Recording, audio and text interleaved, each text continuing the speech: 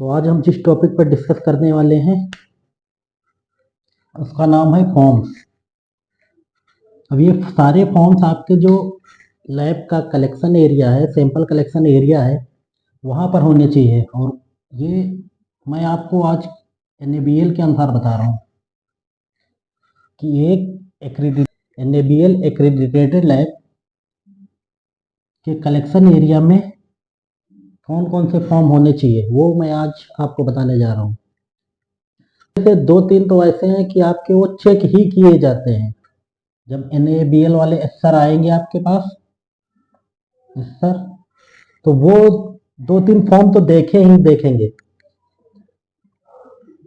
देखिए, पहला है आपका HIV consent form. HIV consent form ये डॉक्टर के द्वारा फिल किया जाता है जब आपके पास कोई पेशेंट आता है HIV टेस्टिंग के लिए। तो डॉक्टर एक फॉर्म फिलअप करता है। उसमें क्या होता है, पेशेंट का नाम होता है, हिस्ट्री होती है, क्या क्या उसका क्लिनिकल डायग्नोस्टिक है, वो सारा कुछ लिखा होता है उसमें। और पेशेंट को डॉक्टर ये समझा कर भेजता है कि ये HIV का टेस्ट मैं किस लिए करवा रहा हूँ, किन लक्षणों के आधार पर आपका HIV टेस्ट मैं करवा रहा हूँ, इसके रिजल्ट क्या हो सकते हैं। अगर रिजल्ट नॉर्मल आ गया या पॉजिटिव आ गया, उस कंडीशन में क्या हो सकता है। इट मीन्स HIV के बारे में आपको उसमें लिखा रहता है। तो नंबर 1 आपके पास HIV कंसेंट फॉर्म होना चाहिए। नंबर 2 आपका है FNAC कंसेंट फॉर्म। ये FNAC fine needle aspiration cytology, जब किसी गांठ वाठ की जांच करते हैं तब ये जरूरी होता है। अब इसमें क्या होता है, इसमें भी ये डॉक्टर के ही द्वारा भरा जाता है। अब इसमें भी सारा कुछ लिखा होता है कि अगर पेशेंट के अंदर एक सुई डाली जाएगी तो उसके क्या दुष्प्रभाव भी हो सकते हैं और ये किस लिए कराया जा रहा है। ये सारी डिटेल उसमें भी लिखी रहती है FNAC कंसेंट फॉर्म में। HIV हो चाहे में उसे बताना पड़ेगा कि हाँ, मैं इस जांच के लिए रेडी हूँ, आप मेरी ये जांच कर सकते हैं। अगर उसने वो कंसेंट नहीं भरा, बोल रहा है कि मैं नहीं, ये सब नहीं करूँगा, तो आप उसका टेस्ट रिजेक्ट कर सकते हैं, मतलब आप नहीं करेंगे उसका टेस्ट। नंबर 3 है आपका cytology request form.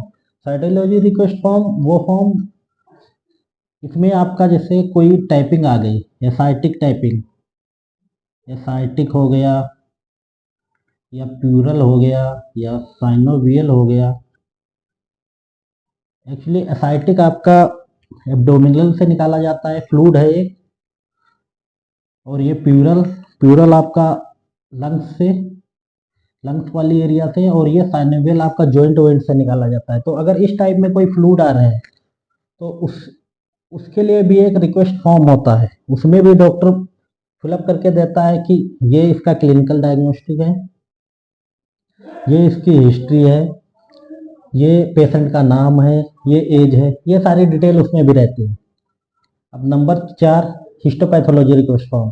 Histopathology request form वही जिसमें आपकी बायोप्सी की रिपोर्ट की जाती है, मतलब कोई टिश्यू है, टिश्यू की रिपोर्ट की जाती है। तो उसके लिए भी सेम ऐसी एक फॉर्म उसमें भी डॉक्टर भरता है कि सर्जरी हुई है, इस पेशेंट की सर्जरी हुई है और ये मैं टिश्यू भेज रहा हूँ, इसकी ये क्लिनिकल हिस्ट्री है, ये सारी डिटेल उसमें भी भरी रहती है। अब नंबर 5 है आपका DUS। ये डॉक्यूमेंट जो मैं आपको बताने जा रहा हूँ, ये आपका चेक होता है NABL ऑडिट के टाइम। DUS है आपका directory of services, directory of services, कि मतलब आप कितनी सर्विसेज दे रहे हैं। बेसिकली डायरेक्टरी ऑफ सर्विसेज आप उसे बोल सकते हैं जिसमें आपकी लैब के जो स्कोप है लैब का, वो कौन सा NaBl में है, कौन सा नॉन NaBl है, नॉन NaBl, आप कौन से टेस्ट NaBl के अनुसार कर रहे हैं, कौन से नॉन NaBl के अनुसार कर रहे हैं, उसका टैट क्या है, रिपोर्टिंग टैट आप कितने बजे देते हैं, और उसके रेट क्या है, प्राइस क्या है, ये सारी चीज़ें इस DOS में लिखी रहती हैं। आपका सैंपल कलेक्शन मैनुअल जो एक लैब के द्वारा बनाया जाता है, सैंपल कलेक्शन मैनुअल का पर्पस ये रहता है कि इसके अंदर आप पेशेंट का सैंपल कैसे लेना है, कब लेना है, फास्टिंग में क्या लेना है, PP में क्या लेना है, मतलब खाने के बाद क्या क्या लेना है, और पेशेंट के पास क्या क्या क्या होना चाहिए।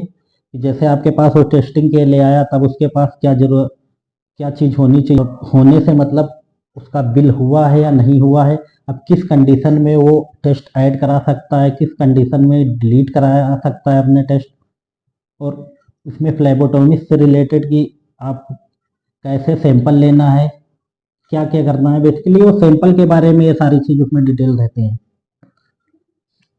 वो आपका ये सैंपल कलेक्शन मैनुअल जिसमें सारे कुछ लिखा रहता है। तो ये दो ऐसी चीज़ें हैं जो आपकी चेक होती ही होती हैं NaBl में।